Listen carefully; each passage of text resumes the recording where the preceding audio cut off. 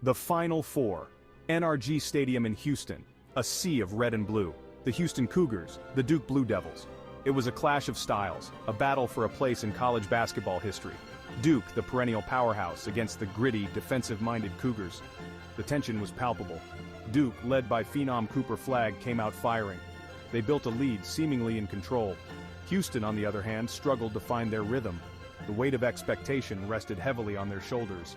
The crowd, a sea of red, roared their support, but the Cougars were down. The first half ended with Duke ahead. The Blue Devils seemed to have Houston's number. The Cougars, however, were not done. They had been here before. They had overcome adversity all season. Coach Kelvin Sampson, a master motivator, rallied his troops. The Cougars were ready to fight back. The second half began with a renewed sense of urgency for Houston. They chipped away at Duke's lead. The crowd, sensing a momentum shift, roared louder with each basket. The Cougars' defense, their calling card all season, tightened up. Duke, meanwhile, started to show signs of frustration. Emmanuel Sharp, Houston's sharpshooter, found his range. He drained a three-pointer from the corner. The crowd erupted. The Cougars were back in the game. The momentum had shifted. Duke, once in control, was now on their heels. The final minutes were a blur of intensity. Each possession was a battle. The lead changed hands multiple times. The tension in the stadium was almost unbearable. The Cougars, fueled by the crowd, refused to give in. L.J. Cryer, Houston's floor general, took over down the stretch. He attacked the basket relentlessly, drawing fouls and hitting clutch free throws. His composure was remarkable, a testament to his leadership. The Cougars, inspired by their captain, followed suit. With seconds left on the clock, the game was tied. Duke had the ball. All eyes were on Cooper Flagg. The pressure was immense. He drove to the basket, but his shot rimmed out. J'Wan Roberts, Houston's defensive stalwart, grabbed the rebound and was fouled.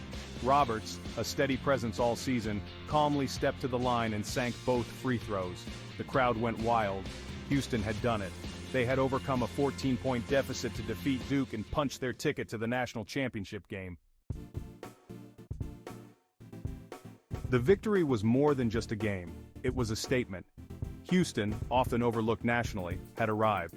Coach Sampson, his eyes filled with tears of joy, had finally led his team to the promised land. It was his 799th career win, and what a win it was. The Cougars had etched their names in Houston athletics lore. They were the first team since Phi Slama Jama, the legendary 1980s Houston team led by Hakeem Olajuwon, to reach the national championship game.